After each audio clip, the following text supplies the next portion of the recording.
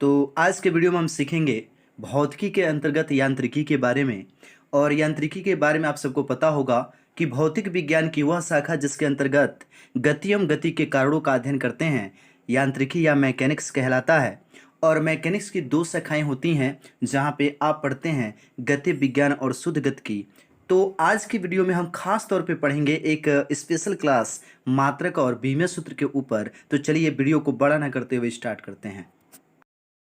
तो पहला प्रश्न है कि कार्य का मात्रक है। पहला ऑप्शन है जूल, फिर न्यूटन, वाट और डाइन। तो जान लीजिए कार्य का मात्रक जूल होता है, न्यूटन जो है वो बल की मात्रक है और वाट शक्ति की मात्रक है, और जो डाइन दिया गया ऑप्शन है वो बल का सीजीएस मात्रक होता है। तो आपको बताते चलें कि जो राशियाँ यहाँ पे दी गई हैं उसमें जूल कार्य का मात्रक है जो एक अदिश राशि है, न्यूटन बल का मात्रक है जो एक सदिश राशि है, और वाट शक्ति का है ये भी अदिश राशि है, और डाइन बल का सीजीएस मात्रक है। तो आप समझ सकते हैं कि बल एक सदिश राशि है। अगला प्रश्न है कि प्रकाश वर्ष किसकी इकाई है। तो याद रखिएगा प्रकाश वर्ष दूरी की इकाई है और इसका मान 9.46 गुणे 10 पावर 15 मीटर होता है, जिसे लगभग 10 पावर 16 मीटर कहा जा सकता है। ठीक है, अगर कभी कभी ऐसा भी प्रश्न पूछ देता है कि प्रकाश वर्ष का मान जो पूछता है वह किलोमीटर में, तो 10 पावर 13 किलोमीटर होता है। दूसरा विकल्प दिया है समय। तो समय आप जानते हैं कि समय का मात्रक होता है सेकेंड, और यहाँ पे प्रकाश एक प्रकार का यहाँ पे क्या है, राशि है और इसका कोई मात्रक नहीं होता। आप तो जानते हैं एक प्रकार की घटना है। धारा का मात्रक क्या होगा, एम्पियर। अगला प्रश्न है कि बल की एसआई मात्रक क्या है। एसआई मात्रक मतलब होता है अंतर्राष्ट्रीय प्रणाली, इंटरनेशनल सिस्टम। तो केल्विन दिया है, तो केल्विन जो होता है वह ताप का मात्रक है, न्यूटन बल का मात्रक, और यही सही भी होगा, ऑप्शन सही है। पास्कल है वह दाब का मात्रक है, और वोल्ट विभव और विभवांतर दोनों का मात्रक होता है। ठीक है, केल्विन को आप समझिएगा कि एस या डिग्री सेल्सियस भी हम कह सकते हैं। साथ ही साथ उष्मा का जब हम लेके चलते हैं तो उष्मा का मात्रक जूल होता है, लेकिन अधिकतर कैलोरी प्रयोग में लाया जाएगा।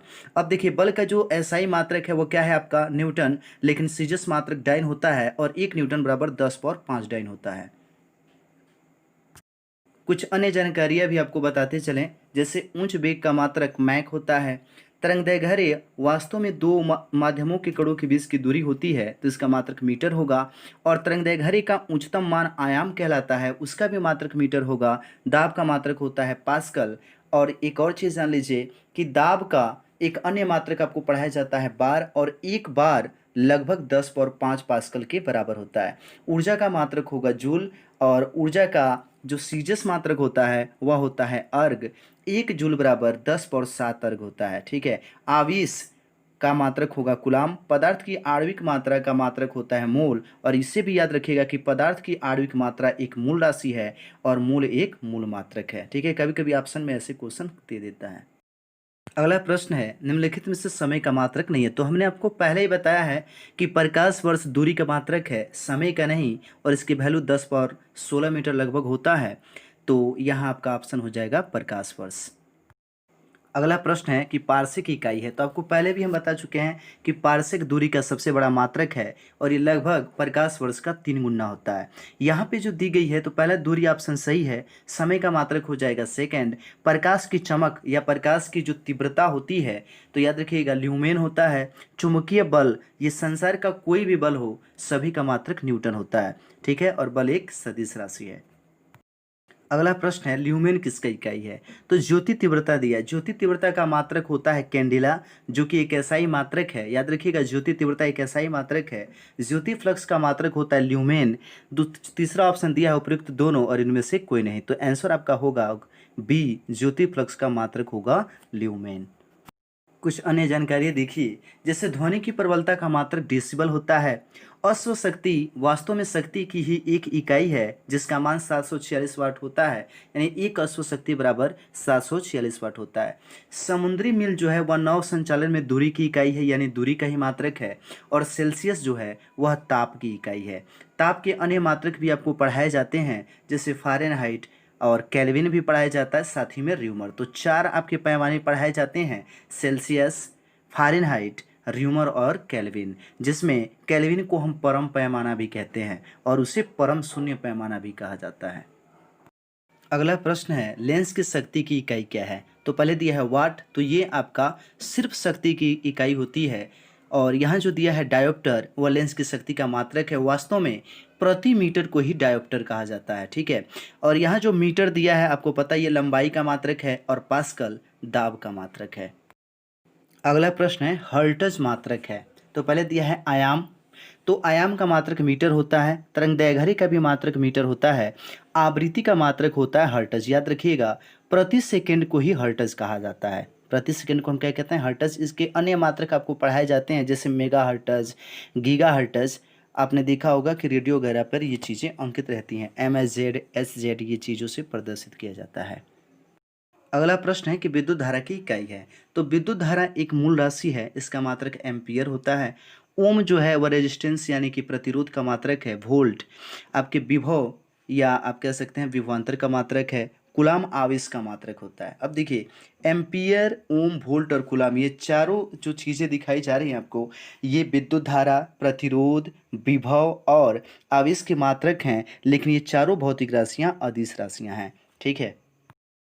तो दिया है यंग प्रत्यास्थता गुणांक की इकाई है, ठीक है। तो जान लीजिए यंग प्रत्यास्थता गुणांक का मात्रक होता है न्यूटन प्रति मीटर स्क्वायर, और न्यूटन प्रति मीटर स्क्वायर दाब का भी मात्रक होता है जिसे हम पास्कल कहते हैं। अन्य कोई मात्रक सही नहीं है। अगला प्रश्न है आपका निम्न में से कौन सी राशि अविमीय है। अविमीय मतलब जिसका कोई विमीय सूत्र न हो, ठीक है। तो विकृति का सूत्र होता है क्या, विकृति का सूत्र होता है आपका अगर अनुदैर्घ्य है तो लंबाई में परिवर्तन बटा प्रारंभिक लंबाई। तो चूंकि दोनों लंबाई होगा तो इसका कोई मात्रक और विमीय सूत्र नहीं होता। याद रखिए विकृतियां हम 3 पढ़ते हैं। आपका एक रेखीय विकृति पढ़ाया जाता है, फिर हम आयतनात्मक विकृति भी सीखते हैं और इसी में अपरूपण विकृति भी पढ़ाया जाता है। श्यान बल यहाँ पे दे दिया है तो बल है तो बल का मात्रक हो जाएगा न्यूटन। गैस नियतांक दिया है तो गैस नियतांक का मात्रक होता है जूल प्रति केल्विन।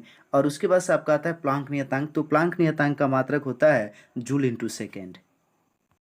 अन्य जानकारियां भी लेते हैं जैसे प्रदीप्ति घनत्व का मात्रक लक्स होता है, चुंबकीय फ्लक्स का मात्रक होता है वेबर, विद्युत धारिता का फैराड और पृष्ठ तनाव का न्यूटन प्रति मीटर होता है। कोणीय वेग का रेडियन प्रति सेकंड, अगर कोणीय त्वरण आता तो रेडियन प्रति सेकंड स्क्वायर होता। याद रखिएगा कोणीय वेग आप वृत्त के अंतर्गत अध्ययन करते हैं। चलिए अगला प्रश्न है आपका कि किन युग्म राशियों के विमीय सूत्र समान नहीं है। तो कार्य व ऊर्जा दोनों के मात्रक जूल होते हैं। कार्य का विमीय सूत्र होता है ml²T⁻⁻2 और ऊर्जा के भी मात्रक विमीय सूत्र वही होता है। बल का भी मात्रक होता है न्यूटन और दाब का मात्रक होता है न्यूटन प्रति मीटर स्क्वायर। बल का विमीय सूत्र होगा ml/-2 जबकि दाब का विमीय सूत्र होता है ml/-1 T⁻⁻2। तो यही वाला विकल्प आपका गलत होगा। आवेग व संवेग सेम राशियां होती हैं, दोनों का मात्रक होता है किलोग्राम मीटर प्रति सेकेंड, जिससे आप न्यूटन इंटू सेकेंड भी कह सकते हैं। भार भी एक प्रकार का बल ही होता है, क्योंकि भार की जब हम परिभाषा देते हैं तो हम कह सकते हैं कि पृथ्वी द्वारा जिस बल से वस्तु को अपनी ओर आकर्षित किया जाता है उसे हम भार कहते हैं। भार F बराबर पढ़ाया जाता है m×g यानी द्रव्यमान गुणे गुरुत्वीय त्वरण। तो इसका भी विमीय सूत्र होता है ml/T⁻⁻2 और बल का भी विमीय सूत्र होता है ml/T⁻⁻2, ठीक है। भार का भी मात्रक न्यूटन होता है। कई बार लड़के कंफ्यूज रहते हैं कि जो भार है और द्रव्यमान है दोनों एक ही चीज़ है, तो ऐसा नहीं है। द्रव्यमान का मात्रक होगा किलोग्राम और भार का मात्रक होता है किलोग्राम मीटर प्रति सेकेंड स्क्वायर, जिसे हम न्यूटन कहते हैं।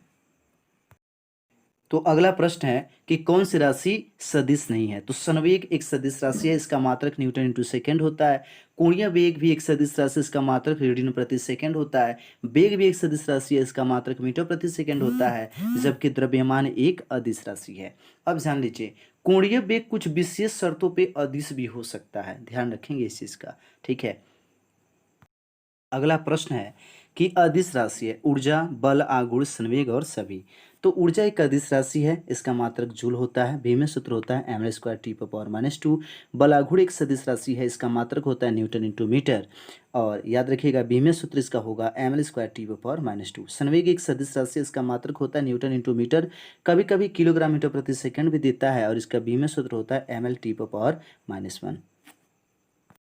अगला प्रश्न है कि कौन सी राशि व्युत्पन्न नहीं है। तो सबसे पहले तो हम ये जान लें व्युत्पन्न राशि किसे कहते हैं। तो दो प्रकार की राशियां आपको पढ़ाई जाती हैं, एक मूल राशि और दूसरा व्युत्पन्न राशि। तो ऐसी राशियां जो पूर्णतः स्वतंत्र होती हैं मूल राशियां कहलाती हैं और मूल राशियों की संख्या 7 है, जिसमें लंबाई, द्रव्यमान, समय, ताप, विद्युत धारा, ज्योति तीव्रता और पदार्थ की आणविक मात्रा आता है। ठीक है, इसके अलावा ऐसी भौतिक राशियां जो दो या दो से अधिक मूल राशियों के संयोग से बनती हैं व्युत्पन्न राशियां कहलाती हैं। तो यहाँ पे अगर हम देखें तो आयतन लंबाई गुणे चौड़ाई गुणे ऊंचाई होगा, जो यहाँ पे 3 प्रकार की मूल राशियां लगेंगी, यानी मूल राशियों को 3 बार यूज किया गया है। घनत्व तो बराबर होता है द्रव्यमान बटा आयतन, तो द्रव्यमान तो आपका एक मूल राशि है, लेकिन बट्टे में जो आयतन आएगा उसमें आपका एक लंबाई भी यूज होगा, तो ये भी नहीं है। द्रव्यमान आ गया है तो द्रव्यमान एक मूल राशि है, तो ये व्युत्पन्न राशि नहीं होगा, तो यह विकल्प सही है। चाल बराबर होता है दूरी बटा समय, और वास्तव में दूरी एक प्रकार की लंबाई है, तो लंबाई बटा समय है, तो वह भी व्युत्पन्न राशि होगा। ठीक है, तो यहाँ पे द्रव्यमान आपका आंसर होगा कि द्रव्यमान मूल राशि है, व्युत्पन्न राशि नहीं है। अगला प्रश्न है कि संवेग व वेग के अनुपात से प्राप्त राशि है। तो संवेग का सूत्र होता है द्रव्यमान गुणे वेग, और इसमें हम जब वेग से भाग देंगे तो वेग से वेग कट जाएगा, बच जाएगा आपका संवेग, तो संवेग बढ़ जाएगा आपका द्रव्यमान, तो आपका आंसर होगा द्रव्यमान। ठीक है, अब यहाँ पे जान लेते हैं वेग का मात्रक होता है मीटर प्रति सेकंड, और बी में सूत्र होता है L/-1। त्वरण का मात्रक होगा मीटर प्रति सेकंड स्क्वायर, और बी में सूत्र होता है L/-2। द्रव्यमान एक मूल राशि है और इसका मात्रक होता है किलोग्राम। बल के बारे में बता चुके हैं, बल का मात्रक होता है न्यूटन, और बी में सूत्र होता है mL/-2। अगला प्रश्न है कि पृथ्वी का पलायन वेग होता है, तो ऑप्शन दिए गए। पहले तो हम जान लें पलायन वेग किसे कहते हैं। तो याद रखिएगा, पलायन वेग वह न्यूनतम वेग होता है जिस वेग से किसी पिंड को फेंकने पर वह पृथ्वी के गुरुत्वीय क्षेत्र को छोड़कर बाहर चला जाए। ठीक है, तो जितने भी आपके कृत्रिम उपग्रह वगैरह छोड़े जाते हैं उसी वेग से ले जाकर के छोड़े जाते हैं, जो जेट यान से वहाँ भेजा जाता है। पृथ्वी का पलायन वेग होता है 11.2 किलोमीटर प्रति सेकेंड। ठीक है, बाकी आंसर आपके गलत हैं। अगला प्रश्न है आपका कि द्रव्य चलित ब्रेक किसके नियम पर कार्य करते हैं। तो आंसर होगा पास्कल का नियम। ठीक है, जहाँ पे हम गेज दाब का भी अध्ययन करते हैं। यहाँ पे दिया है बर्नौली का प्रमेय, तो बर्नौली के प्रमेय से आपके हेलीकॉप्टर और हवाई जहाज के बारे में अध्ययन किया जाता है। यही कारण है कि हेलीकॉप्टर का जो मुख होता है वह आगे की ओर पतला बनाया जाता है। थॉमसन का नियम, इस समय इलेक्ट्रॉनों के बारे में जानकारी लेते हैं, और न्यूटन के नियम से हम जेट यान का अध्ययन करते हैं। प्रश्न है कि निम्नलिखित में से किसकी इकाई न्यूटन मीटर नहीं है, न्यूटन इंटू मीटर नहीं है। तो बल का मात्रक सिर्फ न्यूटन होता है, यही आपका विकल्प सही भी होगा। गतिज ऊर्जा का भी मात्रक न्यूटन इंटू मीटर या जूल होता है। कार्य का भी मात्रक न्यूटन इंटू मीटर या जूल होता है, और ऊर्जा का भी मात्रक न्यूटन इंटू मीटर या जूल होता है। आपको पिछले प्रश्न में हमने बताया भी था कि कार्य है या किसी भी प्रकार की ऊर्जा है, चाहे वह उष्मीय ऊर्जा, गतिज ऊर्जा, स्थितिज ऊर्जा या द्रव्यमान ऊर्जा, किसी भी प्रकार की ऊर्जा हो, सभी ऊर्जाओं का मात्रक जूल होता है। हाँ, यदाकद आप देखेंगे कि उष्मीय ऊर्जा का मात्रक हम जूल में न लेकर के कैलोरी में भी ले लेते हैं। अगला प्रश्न है कि क्रिकेट की गेंद को किस कोण से अधिकतम दूर जाए। पहला दिया 36 से 60 डिग्री, 45, 30 और 15। ध्यान रखिएगा, अधिकतम जो परास होता है वह 45 डिग्री पर होता है। कई क्वेश्चन यहाँ से बनते हैं। तो क्रिकेट की गेंद को यदि हम 36 से 45 डिग्री पर मारें तो वह अधिकतम दूरी तय करेगा। यहाँ तक ये भी पूछा जाता है कि किसी गेंद को किस एंगल से फेंका जाए कि वह अधिकतम दूर जाकर गिरे, तो उसका भी आंसर क्या होगा, 45 डिग्री। ये भी कहा जाता है कि अगर हमें बहुत तेज़ी से चलना हो तो हम किस एंगल पे अपने पैर को रखेंगे, तो उसका भी आंसर होता है 45 यानी कि 45 डिग्री। अगला प्रश्न है कि न्यूटन इंटू मीटर मात्रक है। तो ध्यान रखिएगा, त्वरण का मात्रक होता है मीटर प्रति सेकंड स्क्वायर।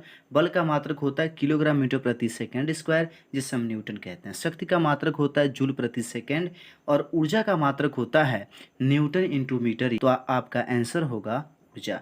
याद रखिएगा, न्यूटन इंटू मीटर बलाघूर्ण का भी मात्रक होता है, लेकिन हम न्यूटन इंटू मीटर को बलाघूर्ण के लिए जूल नहीं कह सकते। यानी बलाघूर्ण का मात्रक आप कभी भी जूल नहीं बताएंगे, बलाघूर्ण का मात्रक होता है न्यूटन इंटू मीटर। यानी कि न्यूटन इंटू मीटर तो बलाघूर्ण का मात्रक होता है, लेकिन बलाघूर्ण के केस में उसे जूल नहीं कहा जा सकता। वैसे ही जब हमें पढ़ाया जाता है तो प्रत्यास्थता गुणांक जो पढ़ाए जाते हैं, तो प्रत्यास्थता गुणांक का भी मात्रक होता है न्यूटन प्रति मीटर स्क्वायर, जबकि न्यूटन प्रति मीटर स्क्वायर को पास्कल कहा जाना चाहिए, लेकिन प्रत्यास्थता गुणांक का मात्रक पास्कल नहीं होता, न्यूटन मीटर स्क्वायर ही लिखा जाता है। याद रखिए, जितनी भी प्रकार की प्रत्यास्थता गुणांक होती है, चाहे यंग प्रत्यास्थता गुणांक हो या आयतनात्मक या अपरूपण हो, सभी का मात्रक न्यूटन प्रति मीटर स्क्वायर होता है।